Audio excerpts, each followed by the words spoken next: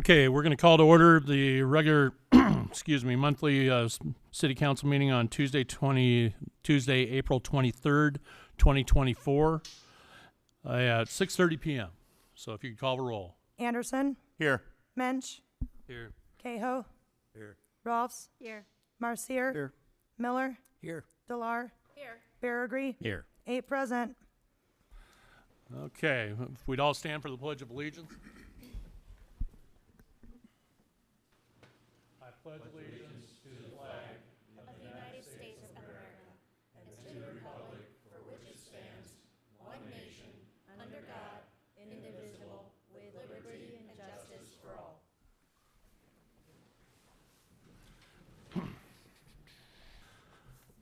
Okay, at this time, looks like we're ready for item number 4, and that's the Burcott's Representative Luke Katara. And I'm sorry, I forgot your name already. AWG's Joel Riggs. Okay. If you could approach the podium and state your name for the record, please. Mr. Mayor, Joel Riggs, 5000 Kansas Avenue, Kansas City, Kansas, Associated Wholesale Grocers. Luke is with me tonight, president of Burcott's. We're here tonight to talk a little bit about the store that's located here, and I thank you, Mayor, very much for giving me the time to come in and talk. We had a conversation a couple of weeks ago, or almost a little over a month ago, talking about some of the economic challenges that Burcott's is facing. But I will go in a little bit to kind of what we do, AWG as a whole. We're a grocery wholesaler. So what we do is all over the country provide groceries to members like Luke who are independently owned and operated grocery stores. They're not big chains. They are usually mom and pop owned grocery stores. But we have about 3,500 locations across the country. So we do deliver a lot of groceries to about 1,100 different groups. All of our members are members of a co-op. So our company is not for profit. Anything that we do is to focus on making sure that the retailers are successful. My background in this company has been involved in design and construction and getting new stores built. So I'm heavily involved in economic development with most communities building new stores. But in some cases, we get involved in situations like we are here, which is trying to make sure or trying to ensure that an existing store can survive. And really, that's why I'm here tonight. Some of you have been told, some of you may not have been told, but the grocery store is challenged to a point where it is losing money monthly, and it has been for a while. And what we would like to at least investigate, if you have an interest in investigating it with us, is the economic development opportunity of looking at how we can try to solidify the longevity of this store for the foreseeable future. We're looking at every option that we have. Luke has been negotiating with his landlord, been looking at costs, trying to save money inside the store, looking at existing operational things that might try to save money internally. Unfortunately, we're down to a very last few straws as to where we are. So when I talked to the mayor a few weeks ago with Luke, we talked about, is there an opportunity with this community to look at some type of a property tax abatement over a period of time? The existing landlord and Luke have been working through lease issues for the last several weeks. We do have a verbal agreement that is been worked on. It is not solidified in writing yet, but it will at least allow him to operate with a lower rent for the foreseeable future if it does move forward as it's been negotiated. We do think it's been negotiated in good faith. We don't see any issues. But we are looking at the opportunity, if it exists, to see if there's an opportunity for a property tax abatement. And what we have today is we don't have numbers. This is simply is this something you would consider? If it's not something that you would consider, obviously there's things that we would have to investigate and look at, because right now all options are on the table for us to try to let this location survive. We are literally, that's where we're at. And it's not sitting here saying, hey, this is what we need or we can't do something else. It's not an ultimatum. It is can we work together and figure out a solution that works for the community, works for Burcott's, and as a grocery wholesaler, we want to continue to supply a location and make sure it can be successful. So I asked to come and speak briefly simply because I know this wasn't on your original agenda, but I do appreciate the opportunity to speak. It's not a vote, it's not anything. I'm simply looking for, is there a willingness or something for me to go back go through his numbers, which I'll be honest, I have done, and they're not where they need to be. And we're looking at every other thing we can. So if there's an interest, it's something we would like to pursue. If there's not an interest, then we're going to have to kind of look at a different avenue. Because it is going to cost money to investigate this and go through it, and at least think if it's considered an option. That's what we'd like to know tonight. Okay. Well, you know, I go frequent your store quite a bit, and you know, the area is better when there's competition, and you know, we'd go down to basically one grocery supplier. So I mean, that's kind of sticking in my mind quite a bit. And Luke, I know I've talked to you a few times. I know I've told you, hey, I want you to stay. I want you to stay. And I think we started bringing this up about a year and a half ago on this. You know, we did the gaming. We've done there's a sales tax abatement. Looking at the total tax picture, I believe it's in the 21,000. That's and I correct. believe we're about 4,800 of that. That's really all that we have control over. Understood.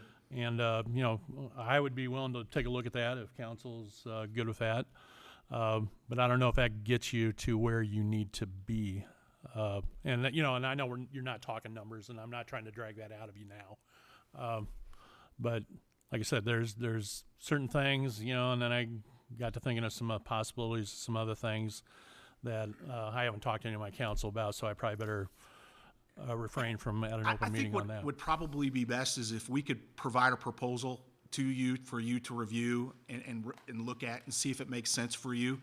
Again, for us to look at it for him, we're not going to obviously charge anything because we're his supplier and we're trying to help him. But if he does get into any type of legal requirements or looking at property tax TIF issues, all kinds of other things that you typically look at in economic development, it does cost money. So literally tonight this is what we'd like you to consider. And if you don't want to, then we're got to start looking at other avenues. But I think we're to the point now where we're going to have to get something back to you relatively quickly and say, this is what we would like you to consider. And I'm expressing my opinion. I mean, we do have this down for a little bit of discussion, so does anybody want to give their input as far as I've brought this up on several occasions since I've taken this office, knowing that there was a possibility that Burkott's may have to leave. And I've been vehemently opposed to it because it being the only other competition being out there is going to raise their rates the minute that you guys walk out the door. I do not want to see that happen. I do not want to lose a business. And I brought this up a couple weeks ago that I'd be the first one to stand up and make that motion that waives what would be our property tax portion of it. We're looking at what could be, I don't know, maybe $400 a month overall. So it seems like a drop in the bucket, but it's got to be started somewhere. And we need to do that. We need to recognize that here that says, hey, we need to take care of what is the small business because the only competition is major corporate. And we don't need that. We need Appreciate Burkott's that. to stay here. We appreciate that. Could I ask, are you approaching any other taxing bodies? We have not, no, and that is something that Luke and I talked about earlier today when I got down here. That is obviously the next step to look at, and it is something that we would want to discuss, but no, I have not. I mean, I, like everybody else here, don't want to see you go. And we'll try to do everything we can, but I don't know how far we can go. I've been involved in 50 economic development projects with communities and grocery stores in my career at AWG, maybe more. There's always ways to skin a cat, so to speak. You just got to know where the absolute no-nos are. But evaluating everything is one thing that we've just got to do. I strongly recommend if you have any other options that we may not even be familiar with, please bring them forward as quickly as you can so we can start reviewing them. I think what I'll do is put together a bullet point presentation of some kind for Luke to present. I do travel quite a bit in my role because we do cover 36 states, but I absolutely can do something either virtually or with Luke able to present. But it's got to be something that you can look at, evaluate, and say, is this good for our community? And is it good for the business as a whole? so just going? So I oh, have sorry. a question.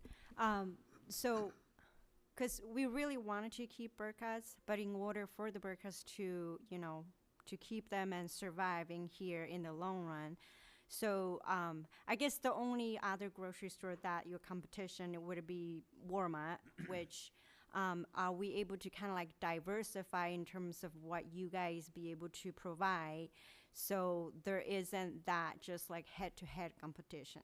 Because like, you're gonna try to evaluate what actually fits in the community's needs, so you provide those needs that, there is no other competition that way. Because like the solutions that we are able to provide, it's more of like a short time solution. We're gonna try our best to do everything to get you through this bump. But in order for you guys to survive down the road, what is the solution for that? I don't have a solution that I can give you tonight. I will tell you that we're looking at several different things.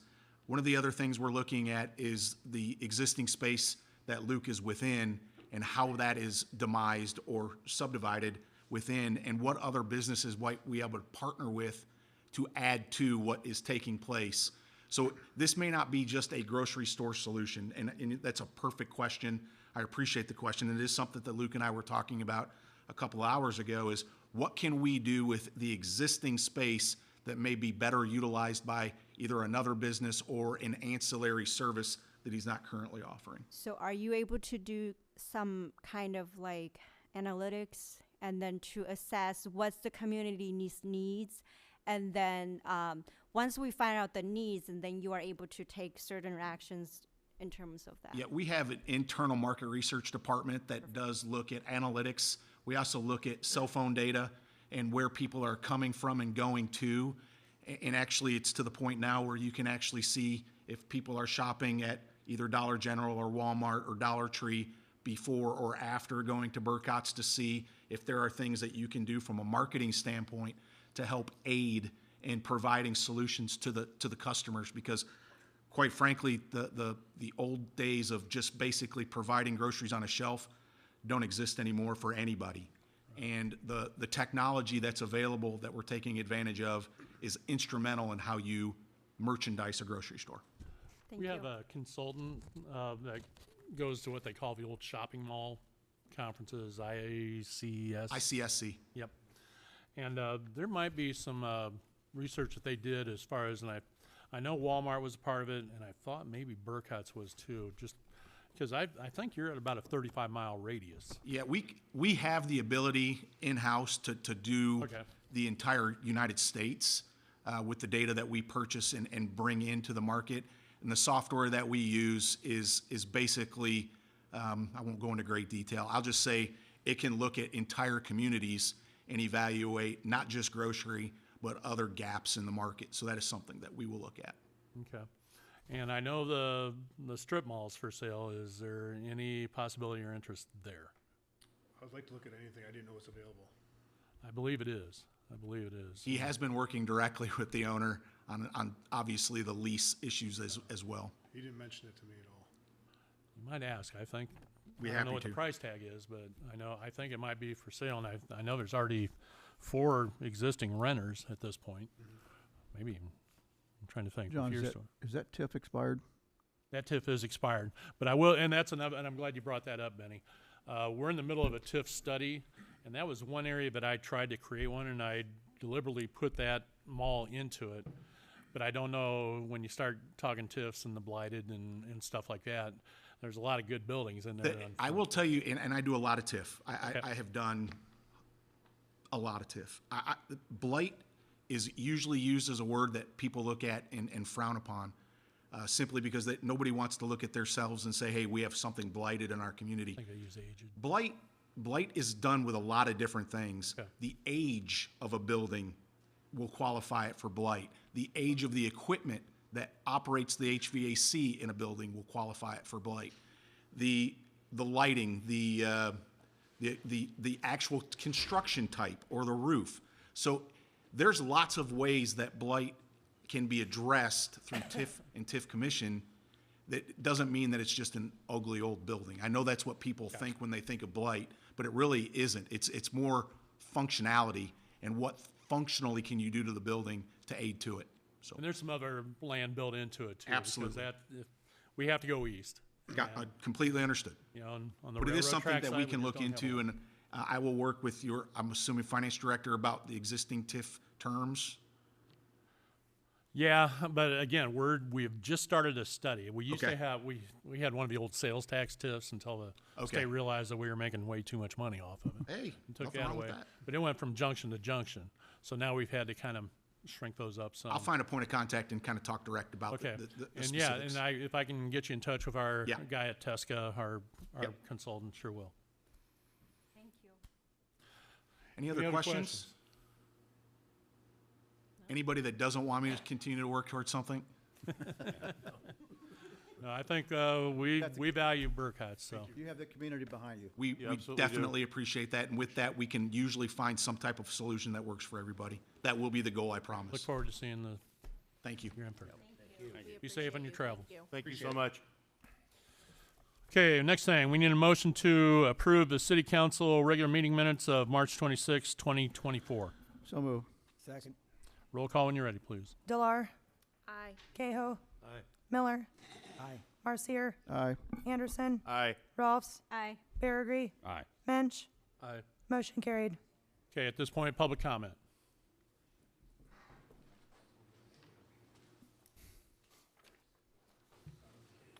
Can you state your name for the record, please? Beg pardon? State your name for the record, please. Oh, well, yes, I was going to, Mr. Mayor. Okay, thank you. I think everyone knows me, Roger Bard. Good evening, ladies and gentlemen, and members of the city council. I see one of your things on the agenda tonight is the approval of $16,500 for a ditch digging project to start south of the railroad tracks, go down that tract of land, across Grant Street, and around the courthouse. Now, it's kind of interesting. $16,500 from city funds to be done. The project is to be done by city workers. It's going to go behind the mayor's backyard and then continue on and hook up to tile over on, or heads out of town. So let's look at this. This will probably do some good for the mayor. He'll probably make money off of it, because when he comes to sell his house, he'll have a dry basement. And people don't really like to buy houses with a wet basement. But it is city funds being used in this project. It is city workers doing this project, and it is monetarily helping the mayor. Boy, if you look up governmental corruption, that is the most concise type of description you will find. Now, it's going to come up to a vote, and I know how that vote's going to go. 6-4, 2 against. That's cronyism. That's governmental cronyism. And anything that has any bearing that means something to the city that the mayor once passed, it's going to be the same, 6-2. I don't know if you people remember the closing words of a speech given on November 19th, 1863. Those closing words were, a government of the people, by the people, for the people, shall never cease to exist.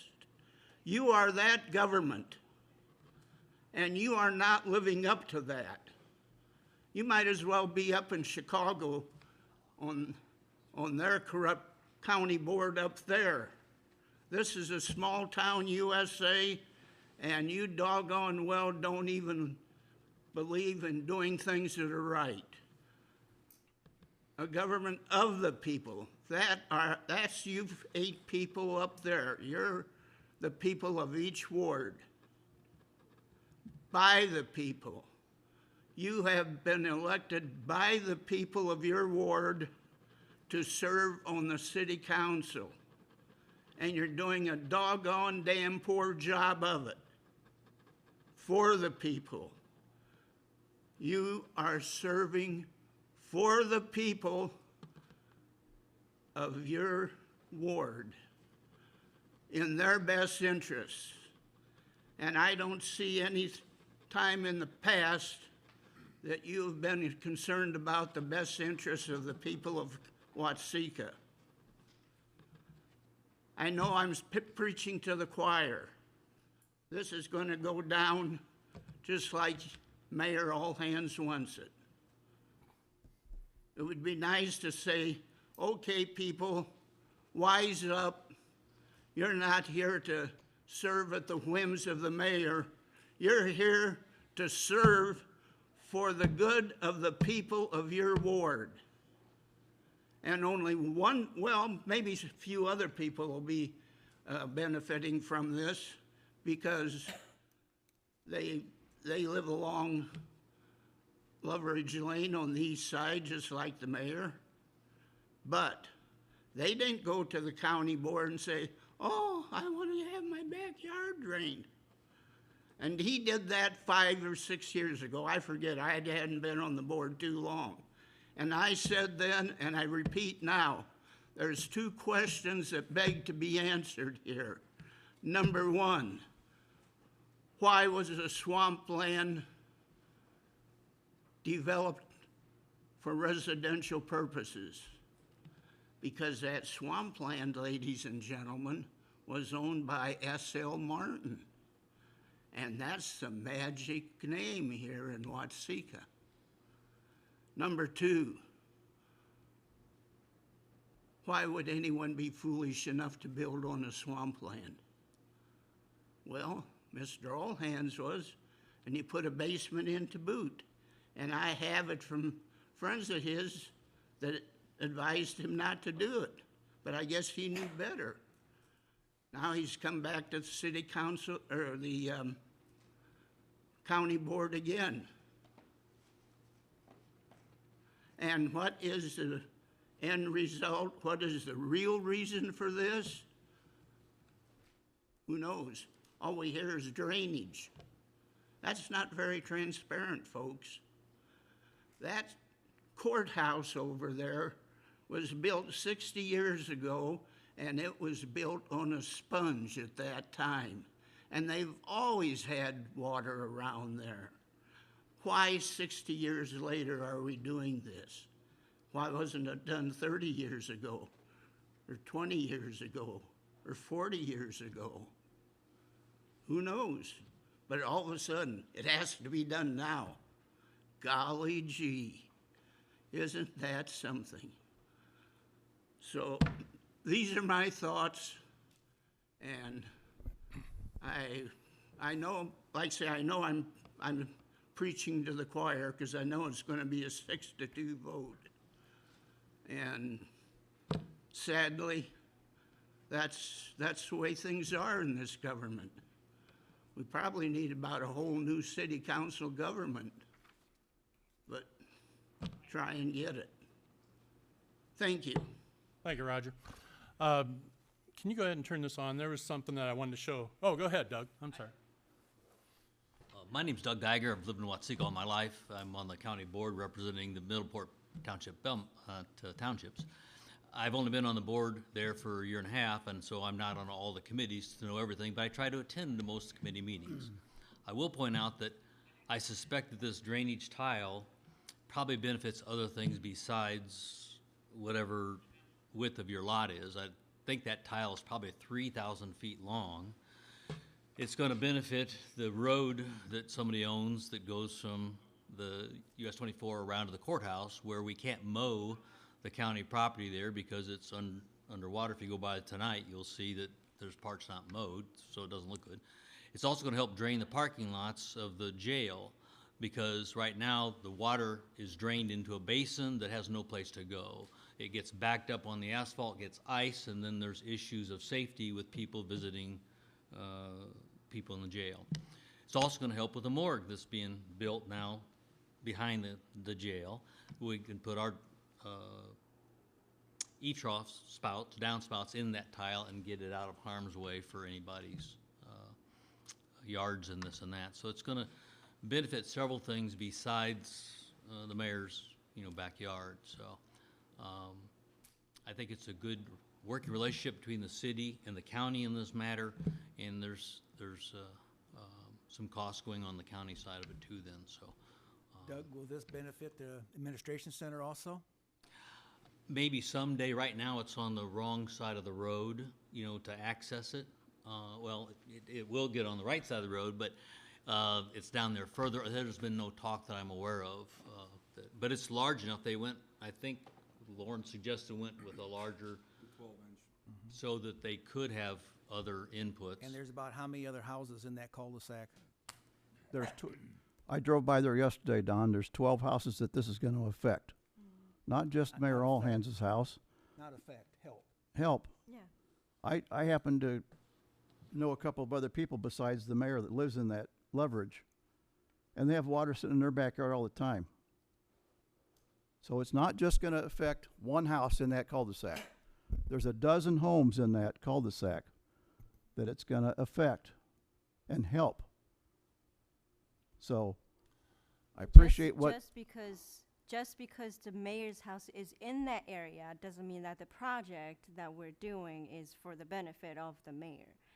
Can't just like link them in that way. We have to, look into other, what are the other benefits that we could do for this project. And previously, when we were talking about this project, we were talking about like hundreds of thousands of dollars. And then when we're trying to figure out a solution, like, Lauren mentioned about we were able to, do this project with less money and benefit more people, I think is the good for the community. Now, here's where I come in. And I know this Amanda. is not the popular Amanda. conversation to have. However, again, it's on county property, and we talk about people's backyards, so it's not directly in his backyard, it's behind that, on the county property. There's a lot of people inside city limits that have water when it rains as hard as it does, that's up in their front yards, it's up towards their house. I know that my neighbor has a nice big lake in her backyard that still affects us. It's everywhere, okay? Yes, the number in the money is much smaller than it was. But again, I think it's something that we're looking at that shouldn't really be an issue for us. If we want to help people, there's places that have water that's coming up to their homes that we should really be looking at. That's the only point that I want to make. We have done some major drainage projects. Behind Kingdon's is one. Behind Kingdon's Apartments to the river is one major project that we've done. We've done Park Avenue to the river. That's another major one that we've done in the last year. In city limits. In the city limits. I think that's where Those have greatly helped drainage in those two areas, and multiple than just more than just one house. In neighborhoods we helped out. And I think for the issues that you were talking about, that, there are a lot of places that they do have water drainage issues, but was that officially bring it to the council, say that we needed, they brought it to public council, did that actually, anybody complain, say that, this water needs to be solved, to bring it to the city, we can work out a plan? they know that it's not going to matter. So, That is the issue. It's a moot point because, again, Here's the and I'll say like Roger did, we already know where the vote will be. It's already been okay, decided. but there is So- some logic to it.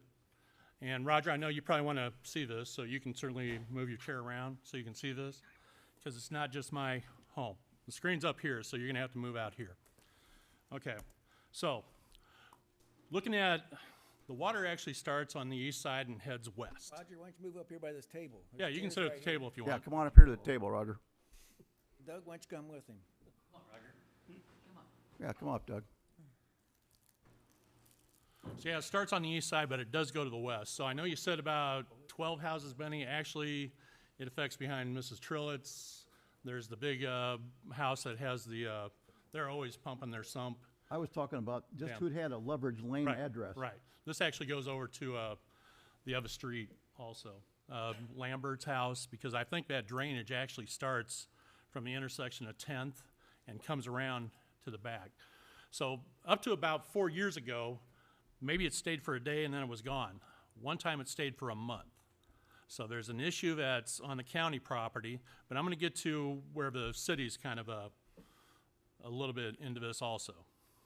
So as you can see, that's water on the road. That's affecting just 4 or 5 houses right there. Okay, right here, coming down, and I believe this is, should be a picture here.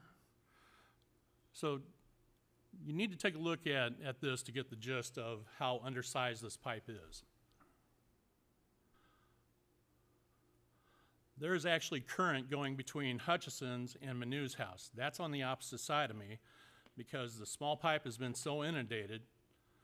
And Marvin Delar showed me plans that there was supposed to be a swale that went behind that would take this to the drainage. As you can see, there's current going through these backyards, or through these side yards. That's west of Leverage? That's on around On the the back curve side? for me.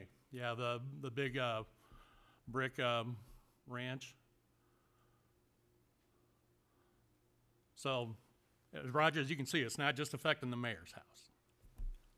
Do you have a date of this video?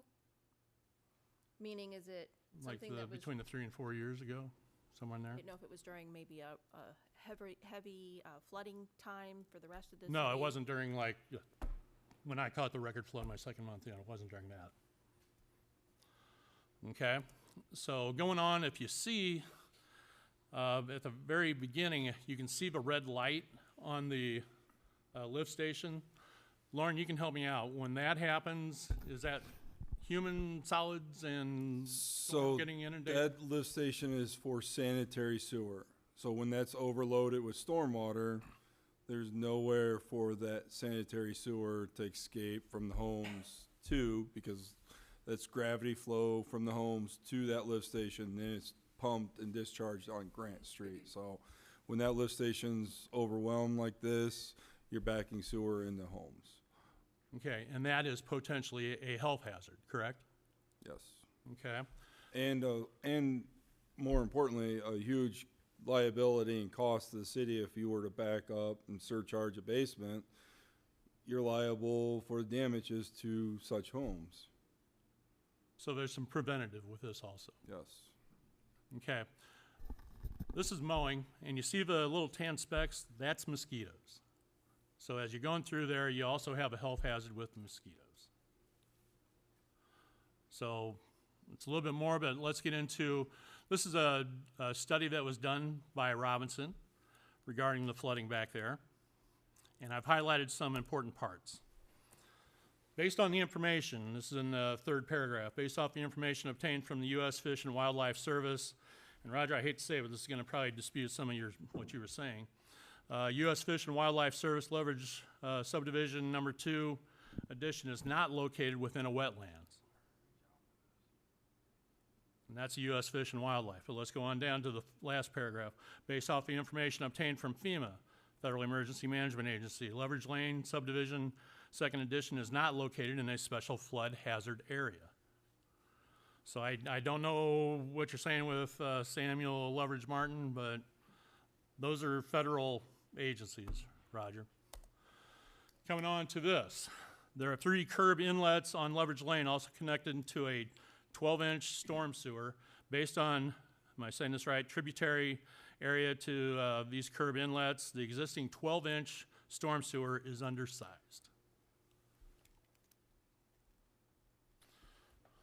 Conclusion, the existing storm sewer system and overland flow paths are not sufficient to convey the stormwater runoff effectively without creating drainage concerns. So you have swales that were supposed to be in behind all these houses taken to the railroad ditch, which are not there. And the 12-inch pipe was undersized, probably because our folks in code didn't enforce the rules like they were supposed to at that time. So the city has a little bit of liability, culpability with this. There's evidently a drainage tile that got crushed or whatever on the county's part. So it's two government entities pulling their tax dollars together, realizing that there's a little bit of a cause by both sides of this thing. That's the way I see it. I mean, if I'm wrong, Chief, How long ago was this study done by Robinson? Tyson. that was with Van. It That says was Van. Tyson, Van So was it's here, been so. quite some time. Been a little while. Prior to Right. my time. but the pipe hasn't changed. 6 years ago or something, I think. So the previous director worked with Robinson on this? Yeah. Okay.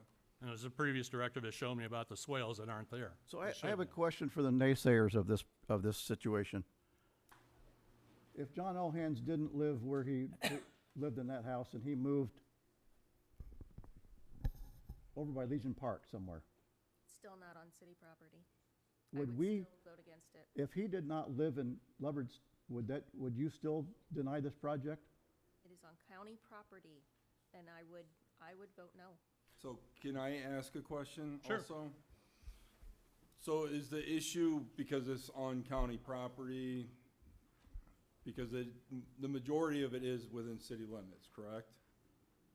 Say so. So how many projects have we done within city limits that we've reached out and got easements from property owners to resolve storm issues, to install sanitary sewers, different infrastructure?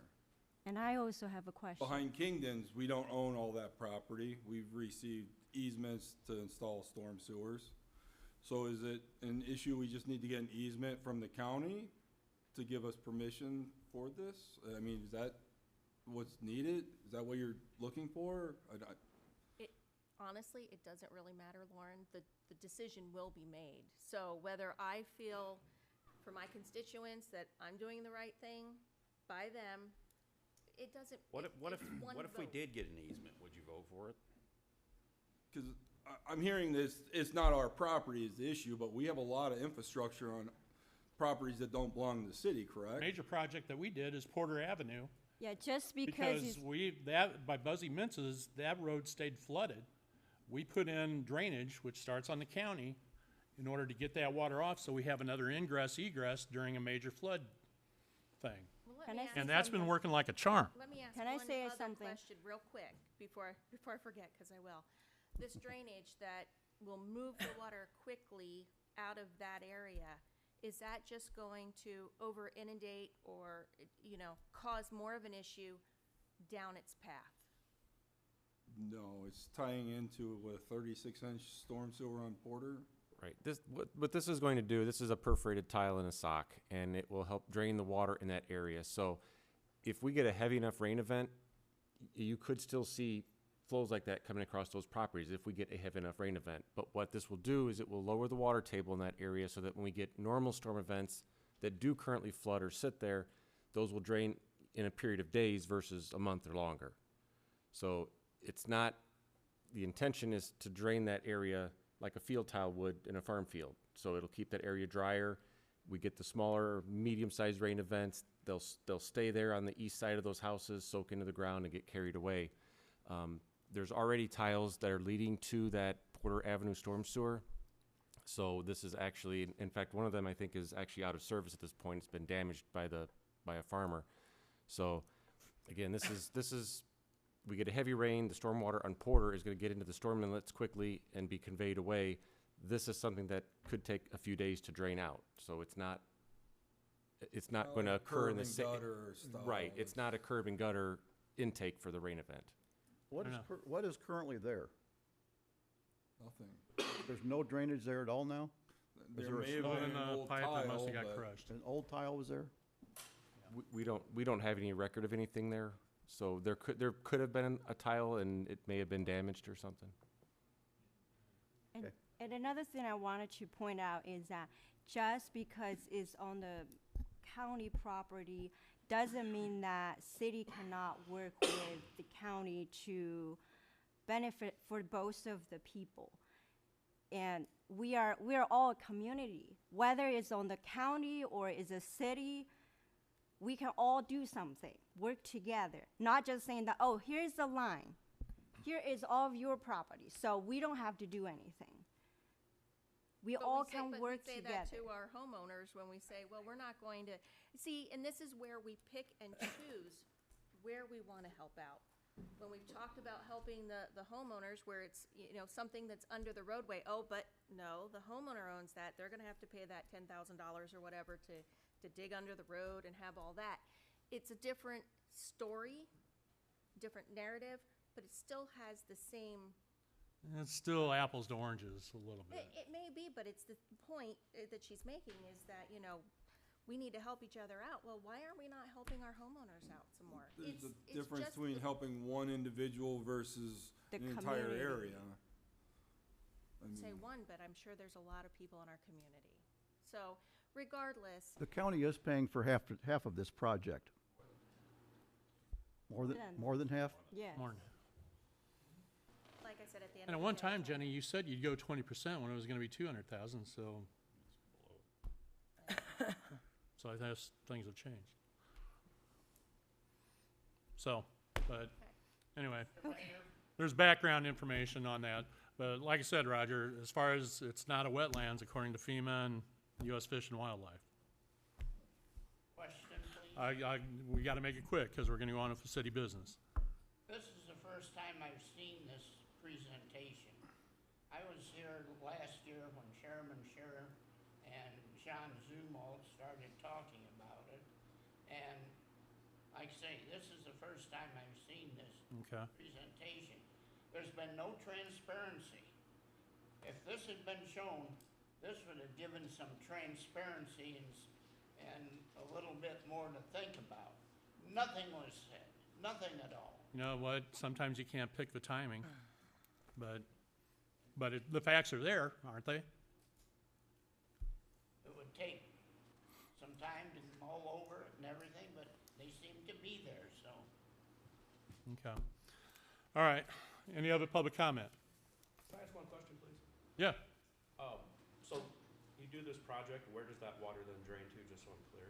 okay, so on the end of Porter Avenue, on the kind of the curve there, right, you know where Buzzy Mintz lives? There's a 36-inch tile that goes there and goes down Porter. So this will take, Installed. And that was installed, I was actually mayor-elect when I started working with Van on that project. so this takes the water problem at Loveridge and directs the water south? Right, and then it hits that big one and then goes out on the other side of the swimming pool, to my understanding, that big project down there. I was curious about the ditch between Cherry and the railroad tracks. I didn't know if it was gonna drain to the west.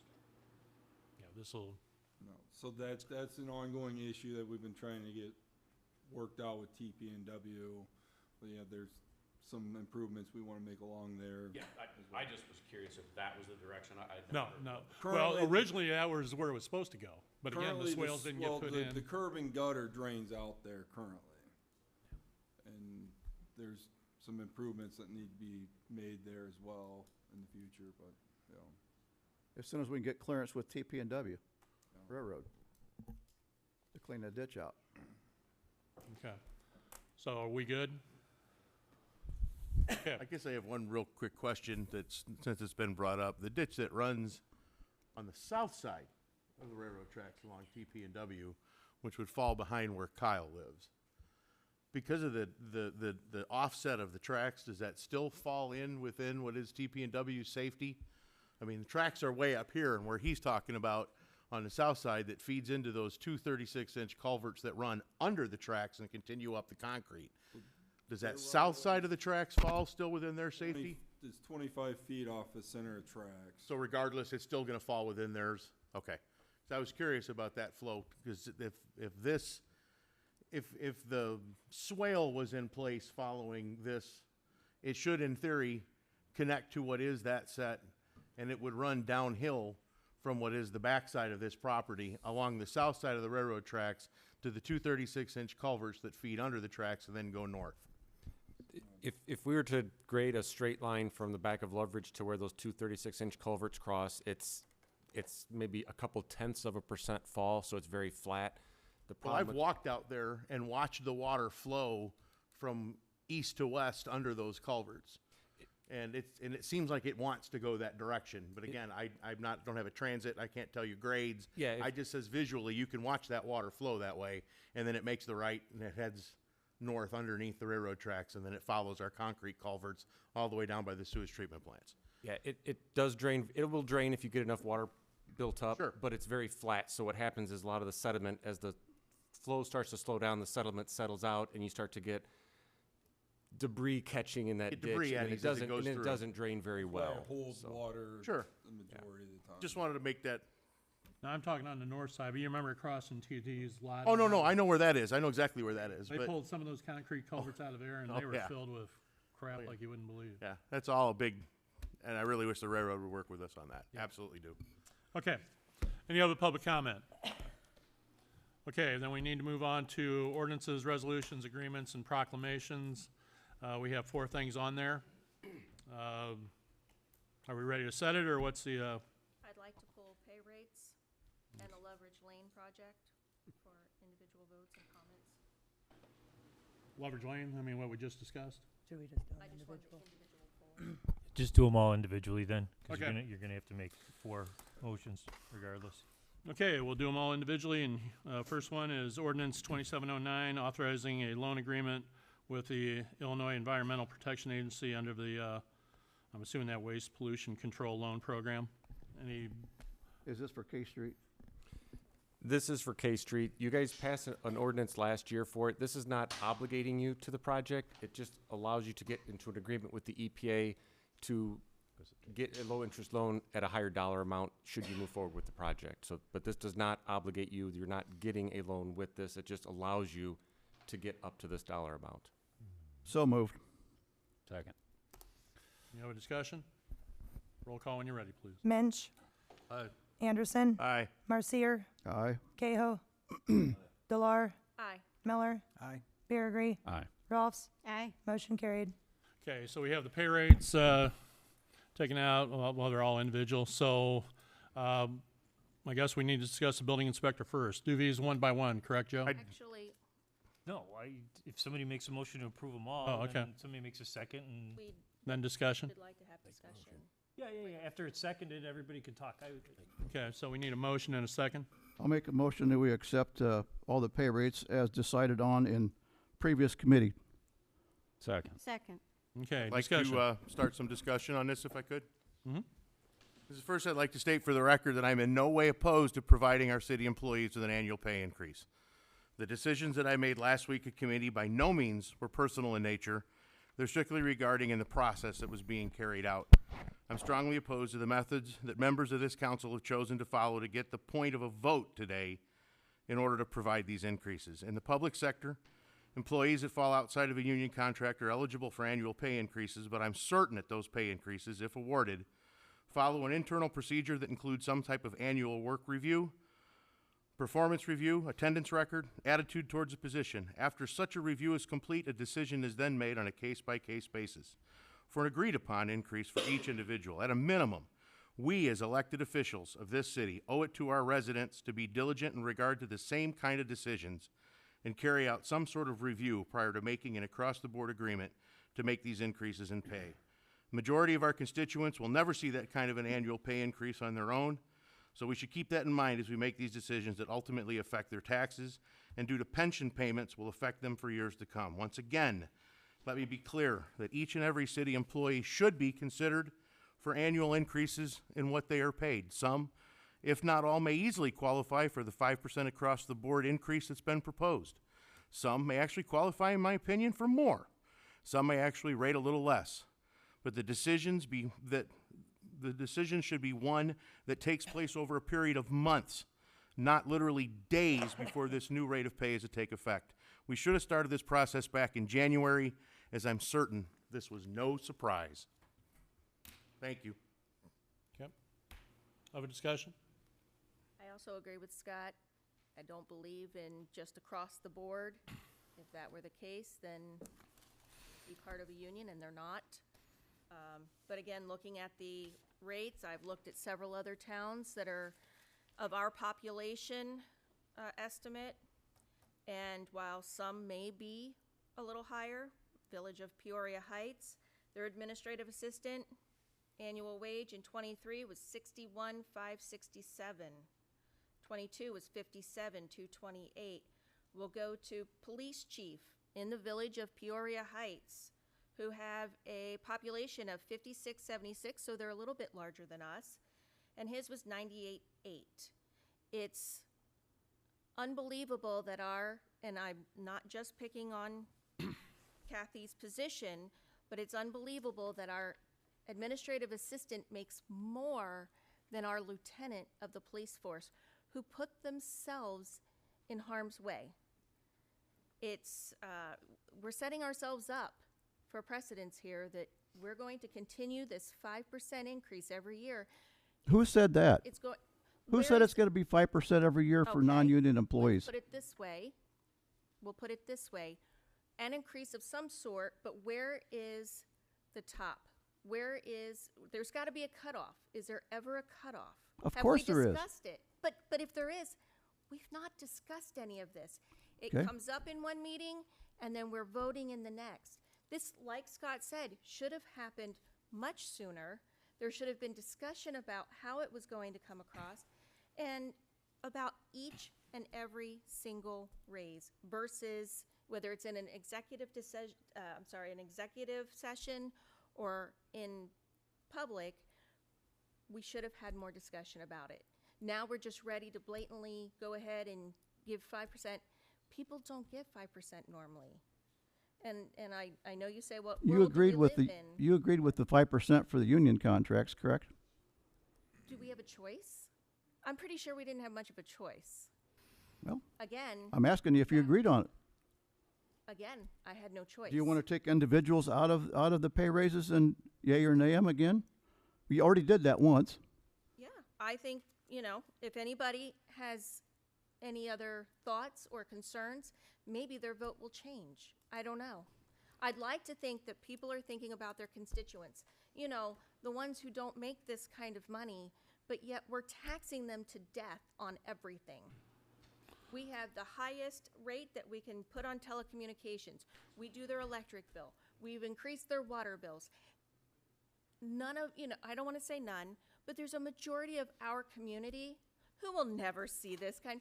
So you're It's unheard of. So now you're saying that the tax increases that we did on the things you just listed went for wages for everybody? Is that what you just said? No, what I'm saying is we're adding this expense to also include those. We are going above and beyond. Okay, well, let me look at one thing here. On the building inspector, he does code, and he's also the flood management person. Okay, so that's really three positions that he's kind of fulfilling. Code enforcement, we felt we needed to add that. Administrative assistant, it used to be 3 people in the office. And I don't totally disagree with that. I'd like to have a part-time in there and we start working on the training, but this is what has been set up and has been there for a while. You agreed with the police secretary. Deputy chief, you agreed with. The police chief, I tell you what, we're leaps and bounds from where we were as far as training and everything like that. Public Works Director, looking at him, he's taken on 2 departments. Before, we didn't have the ERH guys under him, and now we brought that water back. He's been in charge of most of that, and I just kind of look at, with Lauren, he's looking at always looking for ways to improve the city. The positive feedback has been the most that I've heard since I've been up here as an alderman. And I think that speaks leaps and bounds. So, I don't know. I mean, there's a lot of responsibility that some of these folks have taken on and actually taken on a couple different jobs. So, Again, I don't think we're thinking about the backside of it, the benefits that they're receiving, what that adds to their salary. There's more than that. And we're not. well, I understand We have not that. taken that into consideration. There's always either. burden with, I mean, even at your place. I mean, you're still going to hire more if you can get a 3rd shift going. Maybe you already do. And you're going to hire the people. You're going to be increasing those benefits too, right? At T&D? if we hired that, but we're trying to run a little leaner to make sure that we're paying people and we're not incurring additional costs. We don't run, the unfortunate part is, we say we're running like a business. We may have gotten business of the month, but we don't look at this as a business. We give blatant, I mean, But part of the that, Jenny, savings is is not there. We don't look to budget. We don't stay within I have our a question to you about, you have a problem with the administrative assistant here. I have a problem she- with a lot of them. when So she- don't, it's not just her. When she was hired 16 years ago, who did she replace? She replaced two people. Nazar's was in there, and she told. She replaced two people 16 years Hold ago. on. Well, she may have, but that doesn't mean that right now that we couldn't have someone else in that office to help assist at a lesser cost than paying time and a half, which is $45 an hour. It would eliminate 5 hours of overtime every day that she is getting and guaranteed. don't say sitting around again. because I you didn't were- say sitting You were around. mistaken last week when you said Well, that. she took that incorrectly. However, sitting in said the it. meetings, taking notes is not, and you're making $45 an hour, that just seems a little excessive to me. And it's Okay. not like we couldn't have someone take on some of the more monotonous little projects that she does, the water bills, these things, to make it easy on her. And She when, doesn't like doing and all when that. she retires, we will replace her with two people. I can guarantee it. It'll have to be 2 people. Here's what I'm saying, though, is if we start someone now, It's $17 an hour. $17 an hour. $13 an hour, what do you no want to reason start at? need to Minimum wage throw is a $14 an 5% hour. increase. And who are you going to get for $14 an hour that can do the job? I said, Okay, I got to be honest with you. This is kind of what we ran into last week. So, But before don't- we get any further, can I just ask what would be a legal question to our attorney in regards to this? The way this is presented in the agenda, and the way it was presented into our agenda as committee, each of these are listed out by a position, not as an individual. There's no names next to each one of them. It's listed as what would be a position. So by us casting a vote as written, pay increase for the building inspector, $29.19 an hour. Let's go down the line with, I'm not gonna list them all out, but you can see them in front of you. By us casting this vote, does that not set a precedent that says that we have now voted that position into that instead of the individual? Don't we need to actually have this made as a motion as each individual? In your budget, it's not. Okay, I'm just looking as I'm sitting here. There's no names on it. I don't want to get stuck in what happens is if Lauren gets a raise and on May 2nd, something happens to him and he has to be replaced by somebody with far less experience.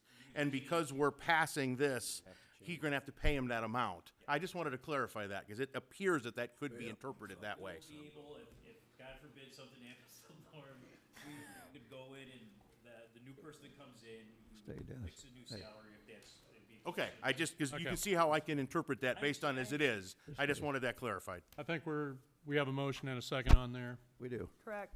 yep. Roll call when you're ready. Cahill. Aye. Delar. Are these individual? Are we doing these individually? No. No. No, they're all in. I would like you them to could be vote- individually.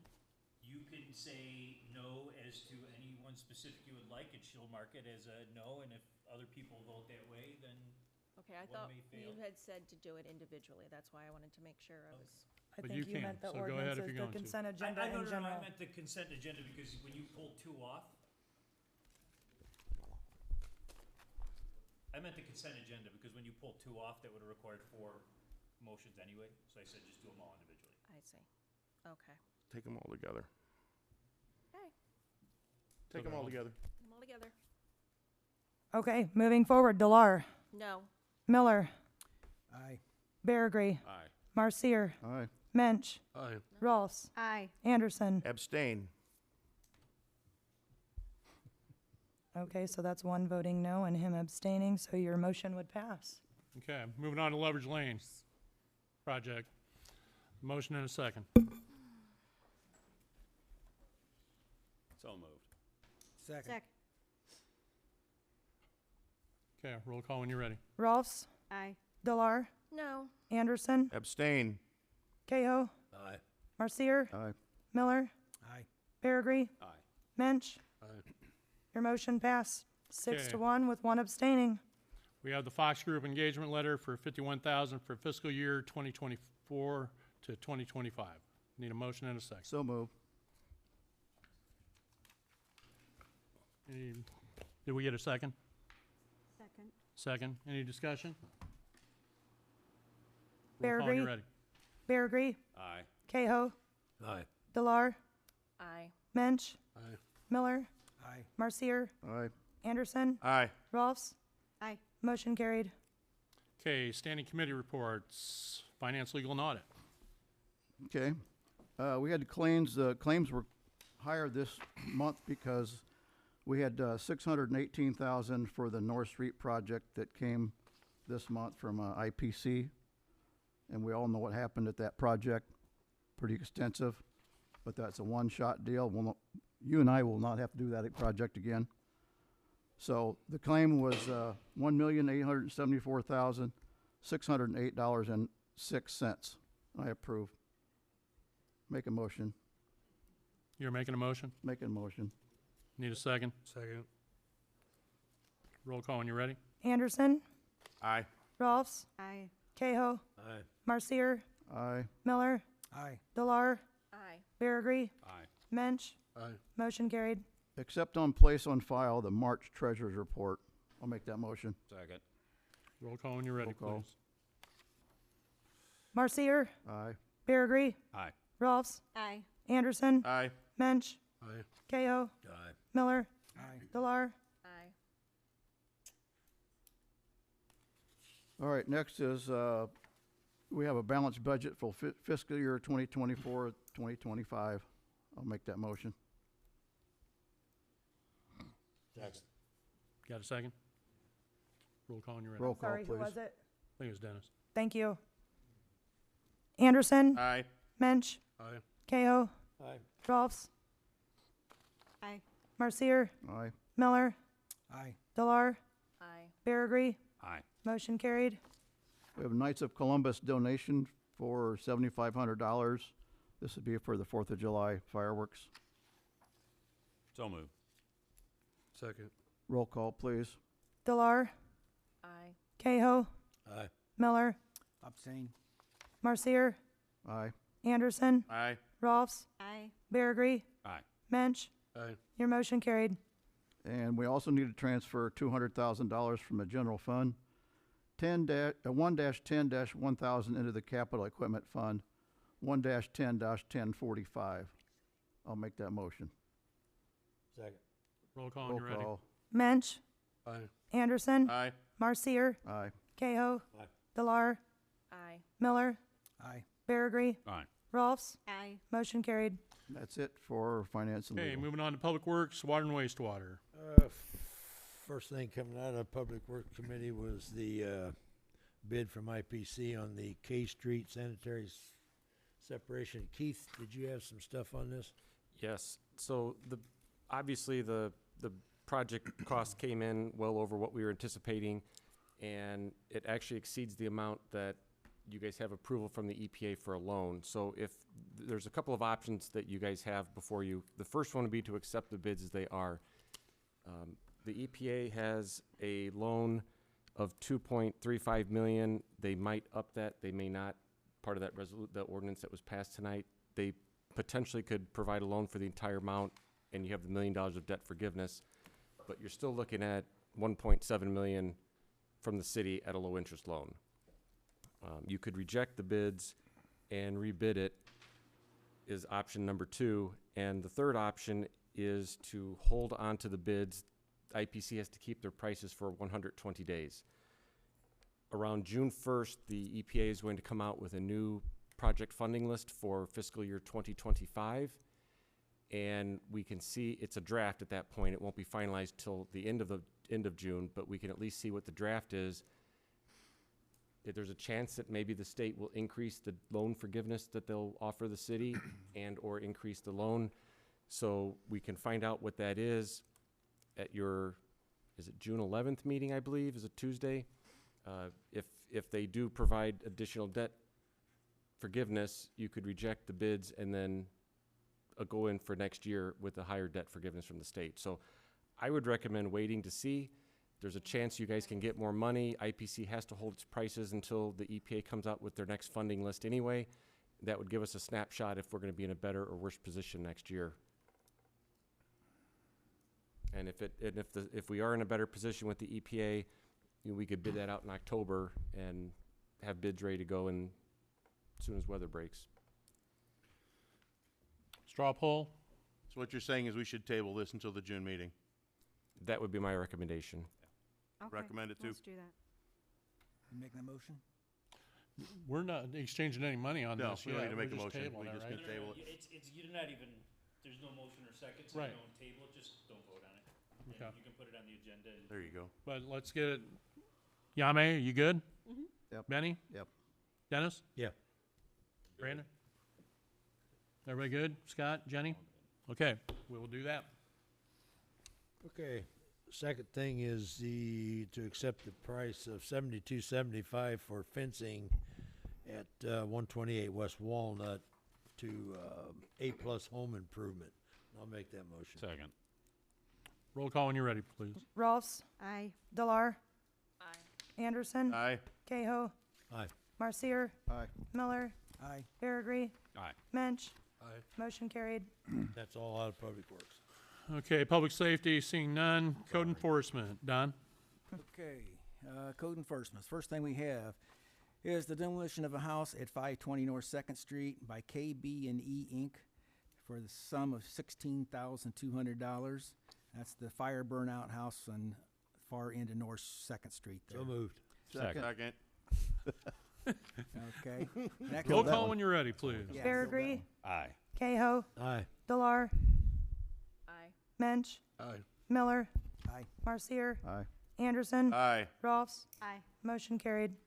Okay, so we have the adopt a lot for 428 East Elm to Joshua Douglas. Motion and a second, please. So move. Second. Roll call when you're ready. Anderson, Aye. Rolfs, Aye. Cahill, Aye. Marcier, Aye. Miller, Aye. Delar, Aye. Faragher, Aye. Mensch. Aye. Motion carried. Are